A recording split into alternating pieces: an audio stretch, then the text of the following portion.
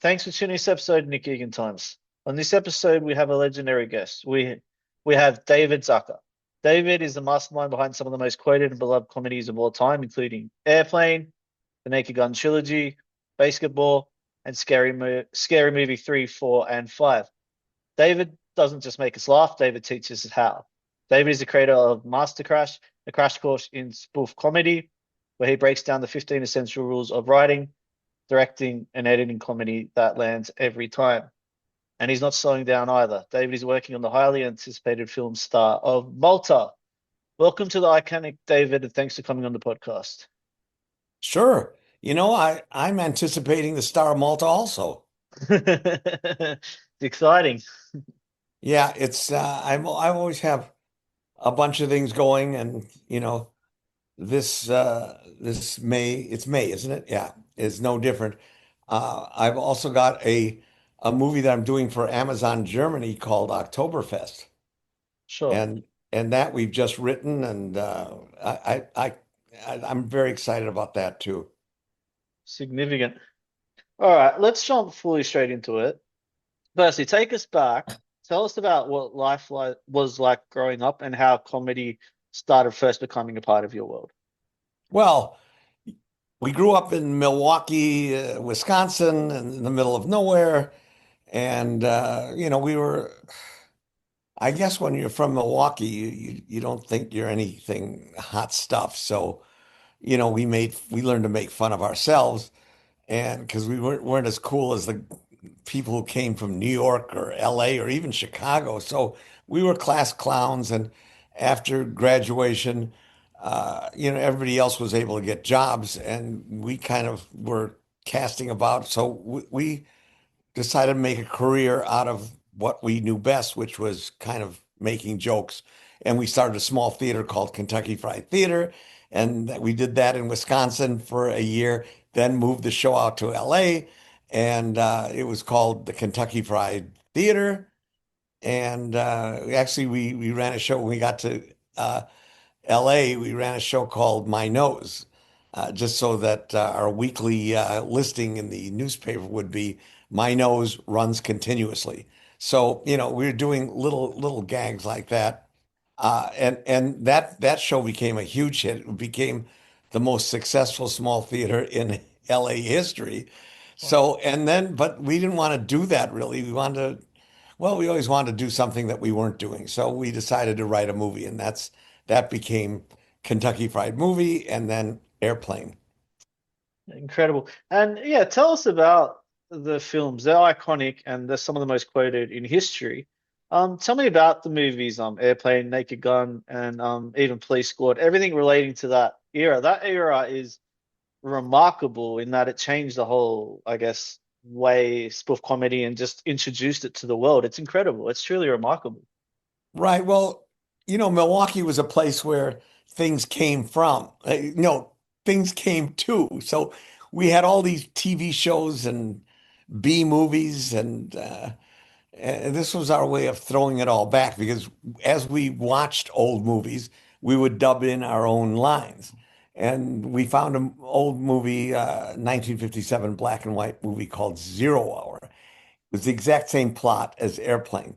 And it was written by the same guy who wrote the airport movies, Arthur Haley. So we just took that, we bought the rights to it and put in the jokes, and that became Airplane. Incredible. And what has been some of your biggest comedic influences as well? Like it could be personalities or it could be, as you mentioned, Well, just moves. Yeah. number one was probably Mad Magazine, which we read when we were, 11, 12, 13, something like, and it was kind of an instructional manual on spoof. So they actually had a feature in Mad Magazine called Scenes We'd Like to See. So they would set up a familiar situation from well-known movies and kind of reverse your expectation of the outcome. And then we also loved the Marx Brothers, which we were exposed to in college, and they were hilarious. And and also we loved Woody Allen and Mel Brooks, but we thought we could do as well. And I think we were very self-confident. And so when we left Milwaukee, I mean, people people didn't think we had a chance, but we thought there was no way we could fail. So I mean, we are just that naive, really. So and but it happens one day at a time, and we learned how to do this on the way, 1 week at a time, 1 year at a time, 10 years at a time. And I've learned so much about what works and what doesn't work in spoof comedy that uh, I was motivated to start Master Crash, mainly motivated by this recent Naked Gun 4.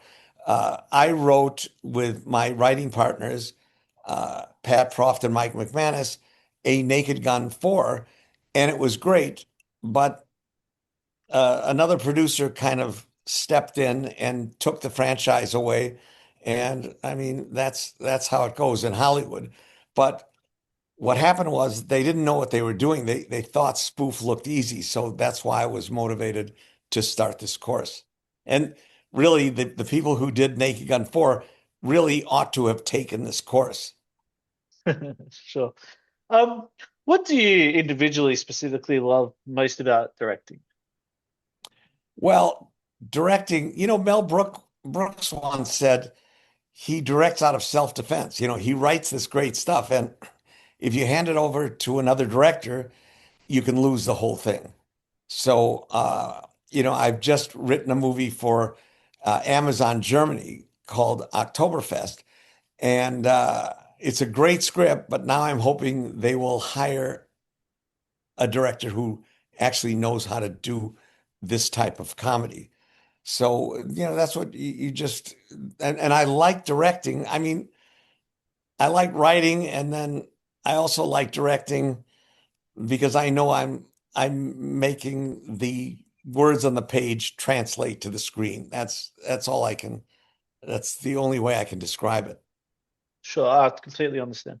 Oh, And so In yeah, France, they call a director a réalisateur. wow, So he's literally the guy who realizes the what's on the page. sure. Also elaborate to how we are just talking and mentioned earlier, Star of Malta. Elaborate on that for the audience as well. Oh, Star of Malta is film noir. And we found another old movie like we found Zero Hour back in 1975.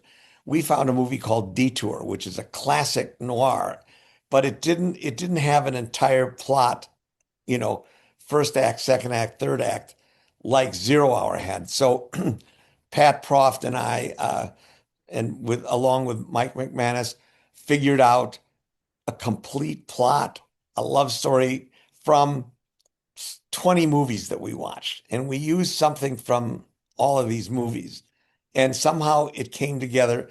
It doesn't happen all at once. I always say nobody ever hits a hole in one. It takes many drafts. And we finally got it. And now we're at the point where we have financing and we're making offers to actors. Incredible. Um, what do you want your legacy to be? You've obviously done so much astounding work. What, when you look back, when it's all said and done, what is your legacy that you would like to leave? Well, so I would like to leave a legacy where nobody tries this unless they know what they're doing. So you won't have, the guy who did Family Guy thinking that, oh, I could just go on and knock off a naked gun. Uh, and so, I've written the book, Surely You Can't Be Serious, along with my brother Jerry and Jim Abrams. And that detailed how we actually got Airplane made. And it's a story that it's completely unexpected. Nobody would guess how this actually happened. I think it would eventually make a great movie. But, I've got, uh, I'm not so concerned with the legacy as with just living my life in the moment. I love making movies. I love writing movies. I want to do good work. I don't want to do hack crap like Naked Gun 4. Have I said enough about Naked Gun 4? Do you think you're getting my I get it. My We get drift about it. this? Okay, Yes. good. Also, tell me about your podcast. We'll go back to Naked Comedy. Tell us about that and elaborate. So I'm doing a podcast, which is another part of Master Crash. And it's a teaching podcast. I mean, it's really entertaining, but it's with a motivation toward teaching what this is. So I'm teaching the 15 rules. And 15th rule, by the way, is there are no rules. So, but it needs to be explained. You just, but if, and they're mainly things not to do. So Jerry and Jim and I and Pat Proft originated these rules really to avoid making the same mistakes over and over again. So that's what they're for. We're teaching those. We're teaching directing and we're teaching writing. So and it's writing comedy is a specific thing, and there are many ways to do it. I mean, I can specifically teach how to do spoof, our brand of ZAZ spoof, which is top secret, Naked Gun, Airplane, Kentucky Fried Movie. And we don't say that the Wayans brothers who are doing Scary Movie 6 now, it's going to be released, I think, in June. And I saw the trailer, it looks great. And those guys do their own style. I couldn't do their style. And they never tried to do my style. So or Mike Myers, who did Austin Powers, that was another brand of spoof. He doesn't really follow our rules either, and he doesn't need to. So, but if you want to do Naked Gun, you better know the rules. Gotcha. Makes sense. Um, what inspires you daily? What motivates you? I just love making people laugh. I mean, I'll go into a restaurant and I'll start talking to strangers, and I do, what a stand-up comedian friend of mine says, crowd work. That's crowd work. So you kind of interview people, and I hand out bookmarks to sell more copies of Surely You Can't Be Serious. Uh, and that's really what motivates me. I don't want to take anything seriously, and it's kind of what Jerry and I really learned from Jim Abrams, who sadly passed away last year. But Jim was such an influence on our lives and such a funny human. And I just carry that with me all the time. And then another one who had a big influence on us is Pat Proft, who we met when we were doing Kentucky Fried Theater. He was one of our players, our characters in our sketch show. And he's a whole different kind of funny, and he's great. And so he helped, he wrote with us on all the Naked Guns and Police Squad before that and the scary movies. So that's you can't duplicate that kind of talent with guys that write for a cartoon show on TV. Yeah, completely understand. And what most excites you about creating today? I think it's the collaboration. We get together in a room and we're all, we're conjuring up something out of nothing. And in the case of Oktoberfest, we didn't have a movie to go with. We made an outline and a story and started from character. And that's the other thing that I've learned, to emphasize character. And I've learned from, of course, making my own mistakes, that it's all the audience cares about. I mean, the jokes are great and they want to laugh, but excuse me, they all they care about is all the audience cares about is that character resolution at the end of the movie. So, do you think comedy has limits? Always, but the limits keep changing from generation to generation. What we get away with in Airplane, the Marx Brothers could not have gotten away with in the 1930s. And Mel Brooks went way over the top in his movies. And I don't think some of the things that he did in Blazing Saddles, I don't think you could do that for audiences today. Right. Uh, but I think it was okay for him to do it. He knew how to do it. I still quote from Mel Brooks movies and Woody Allen movies. Just, those two filmmakers were somebody to look up to. And then eventually, of course, they both looked up to us, but that's another story, yes. Yeah, got it. What's the best piece of advice you've ever received? Best pieces of, Piece of pardon me? What's the best piece of advice you've ever received? Oh, Howard Koch, our mentor on Airplane, said, buy a tuxedo. And that was a great piece of advice.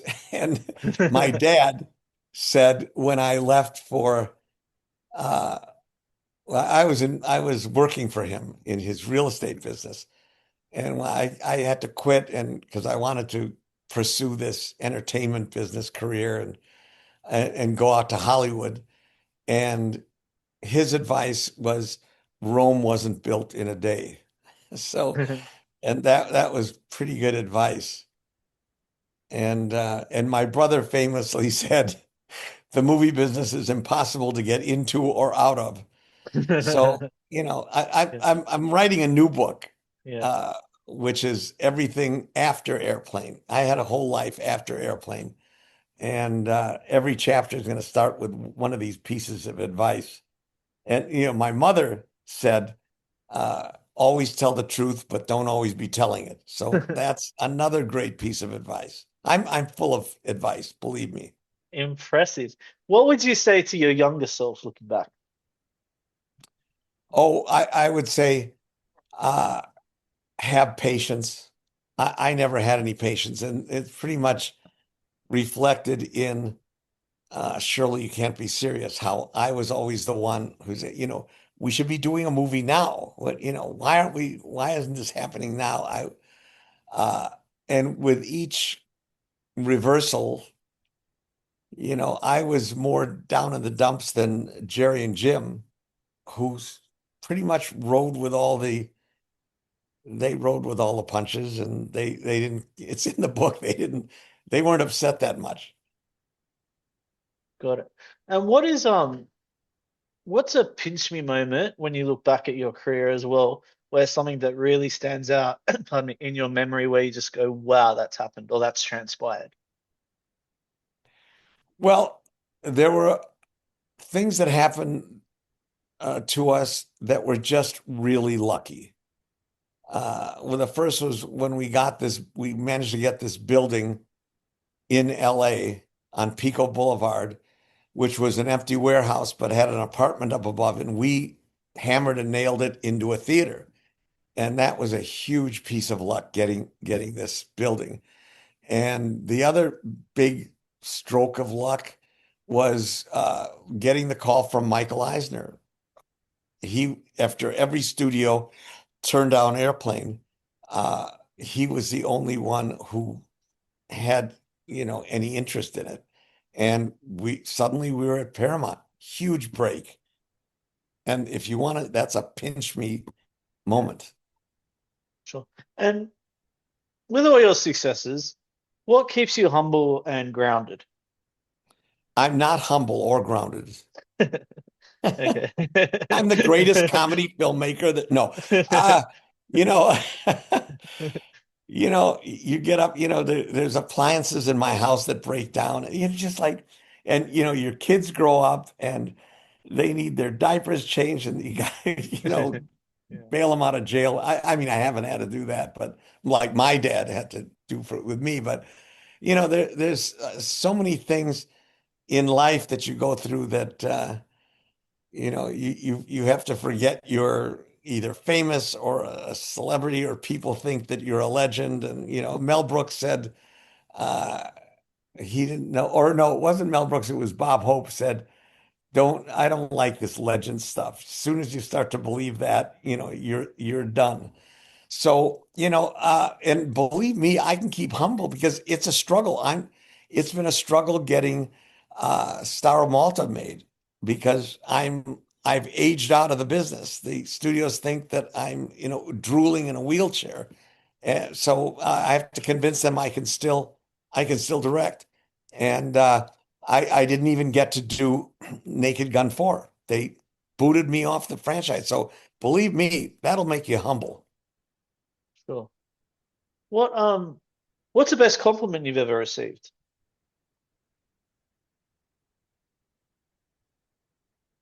I think probably that either that I have a nice car or I've raised good kids Oh, in that if you order. Yeah. got it. If you were if you were 18 again and you could change anything, it could be personally or professionally, what would you change? I don't know if I would change anything because, my dad, another piece of advice my dad gave me is that things usually work out for the best. So, uh, if I look back on my life, a lot of things that appeared to be not good at the time turned out to be okay. So it was good we didn't get Airplane made on the first pass because we needed to learn how to direct first. And that we did on the set of Kentucky Fried Movie from John Landis. And then when we were ready to do Airplane, we could do it. Uh, so that's is pretty much, I don't know. There are some investments I've made, which I wish I could change those, but it's only money, as my dad said. Sure. David, thank you so much for coming on the show. I do appreciate it. It's incredible everything you've done in your past. You're highly respected. Your background just speaks for itself. And yeah, I wish you nothing but all the successes with everything Thank you you're very doing. much. I don't really need respect. I just need laughs. The more Thank you. laughs, the better. I agree. Thank you very much. All right. Thank you.